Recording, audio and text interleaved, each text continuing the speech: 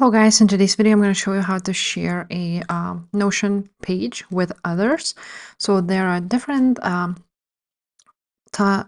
types of sharing you can do. So first of all, you have here settings and members. When you click on it, as you can see, I am the only user and I am the workspace owner.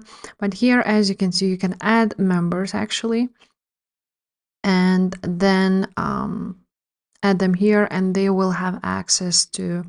You will change their role. As you can see, there's only member option here.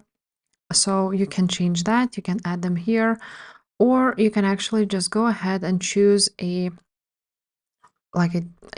page which you have created. For example, let's choose travel planner. For example, you want to share with others. And all you have to do is click this button and you can copy the link, but then another person may not see it. So what you will do is go ahead at the top here and click on share, and then you can enter the email or group. Basically just enter the email of the person you want to invite, and here you will see that it's only invite, so only you and people invited can have access, or you can change it. And after you will invite it, you can copy the link, or you can just publish it to the web. So this is how you share it.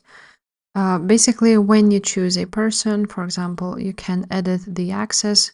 You can see that they can edit but not share with others. They can view and comment but not edit. They can view but cannot edit or share with others.